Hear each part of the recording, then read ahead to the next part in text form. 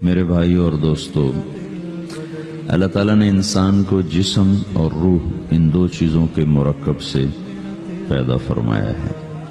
جسم کے بننے کا نظام اور ہے اور روح کے بننے کا نظام اور ہے۔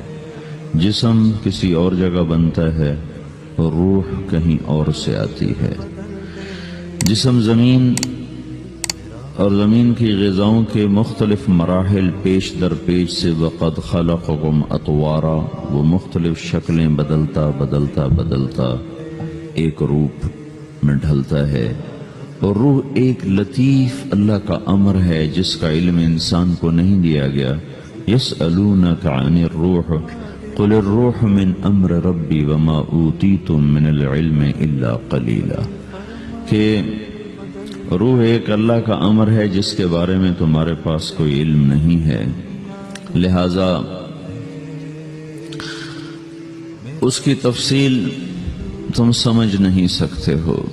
روح آسمان سے آتی ہے، جسم زمین میں بنتا ہے، پھر 4 مہینے بعد اللہ اس کو آپس میں جوڑ دیتا ہے، زندگی متحرک ہو جاتی ہے۔ روح ہی کے ساتھ زندگی کی بقا رہتی ہے۔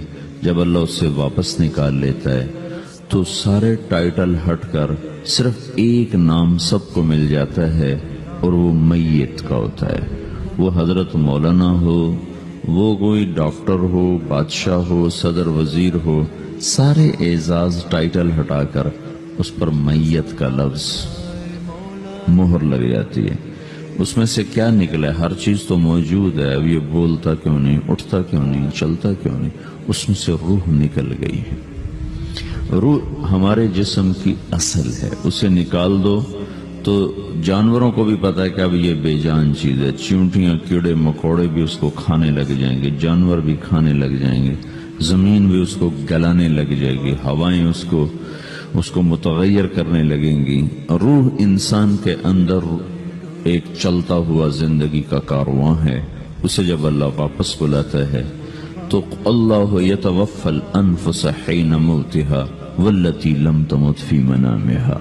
موت کیا چیز ہے؟ اس کے 200 جواب ہیں سائنس کی کتابوں میں، اور 200 جواب بذات خود بتا رہے ہیں کہ یہ ایک جواب بھی ٹھیک نہیں ہے، اور قرآن ایک جواب دیتا ہے اور وہی حرف آخر ہے، قل یتوفاکم ملک الموت اللہ یتوفی الانفس حین موتها۔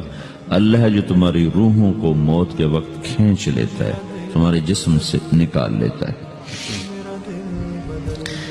تو میرے بھائیوں، موت کے وقت انسان 2 کیفیت میں ہوتا ہے۔ کچھ لوگوں کی روح ایسے نکل رہی ہوتی ہے کہ ان کے رگ رگ میں وہ پھنس رہی ہوتی ہے۔ وَلَوْ تَرَى اِذْ يَتَوَفَّى الَّذِينَ كَفَرُوا الْمَلَائِكَةُ يَضْرِبُونَ وُجُوهَهُمْ وَأَدْبَارَهُمْ۔ کاش تم دیکھ سکتے وہ منظر جب اللہ کے فرشتے نافرمانوں کی روح کو نکال رہے ہوتے ہیں تو ان کے منہ پہ بھی مارتے ہیں، ان کی کمر پر بھی مارتے ہیں۔ اور اخرجوا انفسکم اليوم، نکالو آج اپنے روحوں اور جانوں، اب تم بچ نہیں سکتے ہو۔ وہ پیچھے ہٹنا چاہتے ہیں، رب ارجعون، مجھے واپس کر دے تھوڑی دیر کے لیے، لعلی اعمل صالحا، اب میں پورا ٹھیک مسلمان بن کے چلوں گا۔ تو اس کے جواب میں ہوتا ہے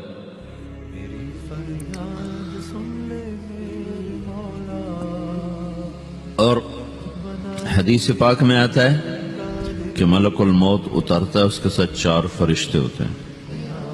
وہ 4 فرشتے آتے اس کی پٹائی شروع کر دیتے ہیں۔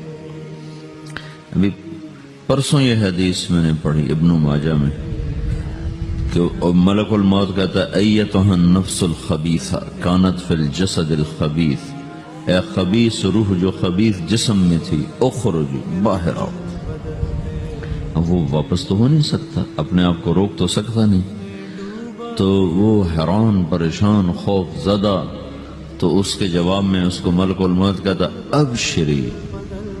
ابشری بحمیم وغساق وآخر من شکلہ ازواج، تیار ہو جا خوفناک عذاب کے لیے اور کھولتے پانیوں کے لیے، کانٹے دار جھاڑیوں کے لیے، اور بے شمار عذاب کی شکلوں کے لیے۔ تو اس کی روح کو جب کھینچتے ہیں تو رگ رگ سے وہ کٹ کے نکلتی ہے، تو سارا وجود زیر و زبر ہوتا ہے، سکرات کا درد ساری دنیا کے دردوں پر حاوی ہے۔ جب اس کی روح نکلتی ہے اور اس کو لے کر آسمان پر چلتے ہیں تو دروازے پر پہنچتے ہیں تو اندر سے فرشتے پوچھتے ہیں کون ہے؟ کہتے ہیں فلاں فلاں کا بیٹا ہے۔ کا نفس خبیثہ فی الجسد الخبیث، یہ تو وہی بدماش ہے جو بدماش جسم میں تھا، یہ وہ بدبخت روح ہے جو بدبخت جسم میں تھی، اس کے لیے آسمان کے دروازے نہیں کھول سکتے، اسے واپس کر دیا جائے۔ تو آسمان کے دروازے لا تفتح لهم ابواب السماء ولا يدخلون الجنة حتى يلج الجمل في سم الخياط، کہ ان کے لیے آسمان کے دروازے نہیں کھلیں گے اور ان کے لیے جنت کے دروازے نہیں کھلیں گے، پھر یہ وہاں سے نیچے گرائے جاتے ہیں جو اللہ کا قید خانہ ہے سجین۔ وما ادراک ما سجین کتاب مرقوم، وہ تمہیں خبر نہیں کہ وہ کیا خوفناک قید خانہ ہے جو اللہ تعالیٰ نے بنایا ہے، اسے وہاں دھکیل دیا جاتا ہے۔ پھر قیامت تک اس کے لیے انتظار کی گھڑیاں ہیں اور عذاب کی شدت ہے۔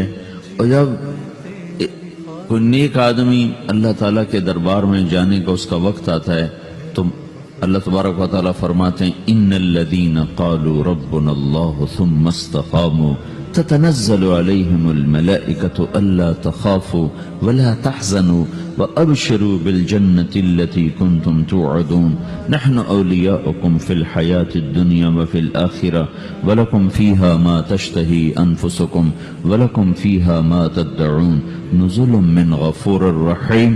جب کوئی نیک مرد عورت کے جانے کا وقت آتا ہے تو اس کے لیے بھی فرشتے آتے ہیں اور آ کر اس کو خوشخبری دیتے ہیں اور آ کر اس کو تسلی دیتے ہیں کہ آپ غم نہ کریں، پیچھے والے بھی آپ کو مل جائیں گے، آپ خوف نہ کریں، آگے ساری منزلیں آپ کے لیے آسان ہیں، آپ کے لیے جنت بھی تیار ہے، رب بھی مہربان ہے۔ اور حدیث پاک میں آتا ہے کہ ملک الموت اور 4 فرشتے آتے ہیں، وہ 4 فرشتے اس کو سہلاتے ہیں، دباتے ہیں کہ موت کا درد اسے محسوس نہ ہو، اور ملک الموت فرماتے ہیں ایتھا النفس الحمیدہ کانت فی الجسد الحمید اخرجی، اے نیک روح جو نیک جسم میں تھی باہر آؤ، کیا کرو؟ وَأَبْشِرِي بِرَوْحٍ وَرَيْحَانٍ وَرَبٍّ رَاضٍ عَنْكِ غَيْرِ غَضْبَانٍ، آپ کو بشارت ہو آپ کے لیے جنت تیار ہو چکی ہے اور وہاں کی ساری نعمتیں آپ کے لیے میسر ہو چکی ہیں اور اللہ آپ پہ راضی ہو چکا ہے اور اللہ آپ پہ خوش ہو چکا ہے۔ اس پر اس کی روح کو نکالا جاتا ہے، پھر سارے فرشتے اس کو استقبال کے ساتھ جو آسمان پر لے جاتے ہیں تو اندر سے پوچھتے ہیں کون ہے؟ کہ فلاں فلاں کا بیٹا، فلاں فلاں کی بیٹی۔ کہتے ہیں نفس حمیدہ فی جسد حمید، یہ تو نیک روح تھی جو نیک جسم میں تھی، مرحبا بہی، اس کو ہم سب استقبال کس کا کرتے ہیں، اور ایک دم آسمان کے دروازے کھلتے ہیں، پھر وہ پہلا دوسرا تیسرا چوتھا سارے آسمان پار کرتا ہوا اللہ پاک کے عرش کے نیچے کے جا کر، مرد ہے یا عورت، وہاں جا کر سجدے میں سر رکھتا ہے اور اللہ تعالیٰ فرماتے ہیں ہاں اس نے ہمیں خوش کیا، ہم اسے خوش کریں گے، اور اس کو عافیت کے ساتھ وہاں آسمان میں، پہلے آسمان سے لے کر اللہ کے عرش تک یہ سب ویٹنگ روم بنے ہوئے جہاں اللہ اپنے اپنے درجات کے مطابق جنت والوں کو ٹھہراتا ہے، اور وہ انتظار گاہ ہے اور وقت ختم ہو جاتا ہے، لہذا انتظار کی جو تکلیف ہے وہ بھی ختم ہو جاتی ہے۔ وقت ختم تو انتظار کا احساس ختم اور ٹائم کے گزرنے کا احساس ختم۔ تو جیسے اصحاب کہف کو اللہ نے غار میں داخل کر کے تو غار کے اندر سے وقت کو نکال کے باہر پھینک دیا، باہر 300 سال گزرے، اندر آدھا ہی دن گزرا تھا۔ وہ جب اٹھے تو وہ 25 برس کا نوجوان 325 سال کا ہو کے نہیں اٹھا، وہ 25 سال کی عمر میں اٹھا ہے، نہ ناخن بڑا ہے، نہ مونچھیں بڑی ہیں، نہ ان کی داڑیاں لمبی ہوئی ہیں، چونکہ تو زندہ تھے، مر نہیں گئے تھے، تو زندہ کے تو بال بھی بڑھتے ہیں، ناخن بھی بڑھتے ہیں، لیکن وہ اس طرح اٹھے کہ 300 برس گزر گئے اور 25 برس کا نوجوان 25 سال کی عمر میں اٹھا ہے، 20 برس کا 20 برس کی عمر میں اٹھا ہے، اور وہ کہنے لگے کم لبثنا، بھائی کتنا ٹھہرے ہیں؟ کہ یومن او بعد یومن، لگتا ہے کوئی دن آدھا دن ٹھہرے ہیں۔ وہ صحیح کہہ رہے تھے، باہر اللہ تعالیٰ نے وقت کی گھڑی کو چلائے رکھا اور اندر غار میں اس کو سوئچ آف کر دیا، نکال دیا، یہاں وقت کو داخل نہیں ہونے دیا، تو وقت کے گزرنے سے جو بھی اثرات مرتب ہوتے ہیں وہ ان پر مرتب نہیں ہوئے، تو وہ آدھے ہی دن کے بعد اٹھے ہیں، باہر 300 سال، اندر آدھا دن. یہی کچھ اللہ تبارک و تعالی برزخ میں کر دیتا ہے، وقت کو ختم کر دیتا ہے، گزرنے کا احساس نہیں ہوتا ہے. تو اس طرح میرے عزیزو، یہ دو موتیں ہر انسان دیکھتا ہے. جب وہ جنت کے فرشتوں کا استقبال دیکھتا ہے یا جہنم کے فرشتوں کی مار اور پٹائی کو سہتا ہے. رابعہ بصری رحمت اللہ علیہ کا انتقال ہونے لگا تو انہوں نے رات کو فوت ہوئی تو انہوں نے اپنی خادمہ کو بلا کے فرمایا کہ کسی کو بتانا نہیں، جب میں مر جاؤں تو پڑوس میں 2-4 کو بلا کر نا میرا جنازہ پڑھوا دینا، اور جس کرتے میں تہجد پڑھتی تھی وہی میرا کفن بنا دینا، اور صبح بے شک لوگوں کو بتا دینا، میرے مرنے کے بعد میری میت کو رکھنا نہیں، فوراً دبا دینا. تو جب ان کا انتقال ہوا تو انہوں نے پڑوس کے 2-4-10-20 آدمی بلائے اور ان کو تدفین تجہیز سب کچھ ہو گئی. صبح شور مچا کہ وہ رابعہ بصری کا انتقال ہو گیا. تو اگلے دن وہ خواب میں اس خادمہ کو ملی اور کہا بیٹی تیری بڑی مہربانی، تو نے میری وصیت کے مطابق عمل کیا. اس نے دیکھا کہ انہوں نے ایک خوبصورت سبز لباس پہنا ہوا ہے. تو وہ فرمانے لگی، انہوں نے سوال کیا کہ آپ کے ساتھ قبر میں کیا ہوا؟ تو وہ کہنے لگی کہ میرے پاس منکر نکیر آئے تھے اور مجھ سے کہنے لگے من رب کی، تیرا رب کون ہے؟ تو میں نے کہا سبحان اللہ، 40 برس جس کو میں نہ بھولا سکی اس کو 4 ہاتھ زمین میں آ کے میں بھول جاؤں گی. ان کا 42 برس کی عمر میں انتقال ہوا. تو وہ کہنے لگے سبحان اللہ، جس کو میں 40 برس نہ بھولا سکی میں اسے 4 ہاتھ زمین کے اندر آ کے بھول جاؤں گی. تو منکر نکیر کہنے لگے اس کا کیا حساب لینا؟ پھر انہوں نے پوچھا کہ وہ آپ کا وہ کرتا کہاں گیا تہجد والا جس میں آپ کو کفن دیا تھا؟ کہا وہ اللہ نے مجھ سے لے لیا ہے اور میرے اعمال کے خزانے میں رکھ دیا ہے. قیامت کے دن میرا وہ کرتا بھی میرے ترازو میں تولا جائے گا اور مجھے یہ لباس پہنایا ہے جو جنت کا لباس ہے. یہ بھی ایک موت ہے. اس طرح بھی لوگ مرتے ہیں. اور دوسری بھی ایک موت ہے، ہمارے علاقے کی بتا رہا ہوں، اپنے علاقے کی. ایک زمیندار مر گیا، اس کی قبر کھودی، ساری بچھوؤں سے بھری ہو، ایسے جیسے چیونٹیاں پھر رہی ہوتی. تو انہیں وہ بند کر کے دوسری کھودی، ساری بچھوؤں سے بھری ہوئی. پھر وہ بند کر کے تیسری کھودی، ساری بچھوؤں سے بھری ہوئی. قبرستان میں اتنے بچھو کہاں سے آ گئے؟ یہ زمین کے بچھو نہیں ہے، یہ آخرت کی بلائیں ہیں جس کے ساتھ اب اسے قیامت تک رہنا ہے اور گزارا کرنا ہے. تو یہ 2 طرح کی موتیں روزانہ لوگ مرتے ہیں، روزانہ لوگ مرتے ہیں. جب نماز کا وقت ہوتا ہے ملک الموت ساری دنیا کا چکر لگاتا ہے اور دیکھتا ہے کون پڑھ رہا ہے کون نہیں پڑھ رہا، کون پڑھ رہا ہے کون نہیں پڑھ رہا. جو نماز کی پابندی کرتا ہے اس کی موت آسانی سے ہوتی، جو نماز میں غفلت کرتا ہے اس کے ساتھ موت کے وقت شدت اور سختی اختیار کی جاتی. تو بھائیو، یہ ایک جسم ہے، ایک روح ہے.